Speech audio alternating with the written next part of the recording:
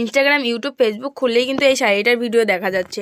এই শাড়িটা কিন্তু এখন ট্রেন্ডিংয়ে চলছে। তো সেই শাড়িটাই কিন্তু আমার একটা কাস্টমার কিনেছে, আমাকে ব্লাউজ বানাতে দিয়েছে। তো চলো কথা না বাড়িয়ে ভিডিওটাকে শুরু করা যাক। হাই বন্ধুরা, আমি রিনা আজকের একটা নতুন ভিডিও নিয়ে চলে এসেছি।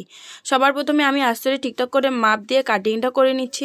এরপর কাপড়ের উপর বসিয়ে কাপড়গুলো কাটিং করে নিলাম। কাটিং করা আমার কমপ্লিট হয়ে গেছে। এরপর আস্তরগুলো জোড়া দিয়ে দিচ্ছি।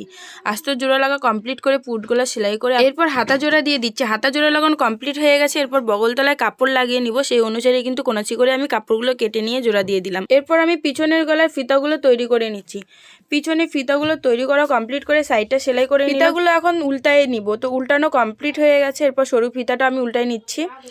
তো দেখো বন্ধুরা, এখন কিন্তু আমি লটকনগুলো সেলাই করে নিচ্ছি। লটকন সেলাই করা কমপ্লিট পট্টিগুলো লাগিয়ে নিলাম। এরপর সাইডটা সেলাই করে নিয়ে পাইপিংটা বসিয়ে নিব। নিচের পট্টিটাও কিন্তু লাগিয়ে নিলাম। এরপর আমি হাত সেলাই দিয়ে তোমাদের সেলাই করা কমপ্লিট করে দেখিয়ে দিচ্ছি ফাইনাল রেজাল্ট। দেখো বন্ধুরা, আমার কিন্তু ব্লাউজ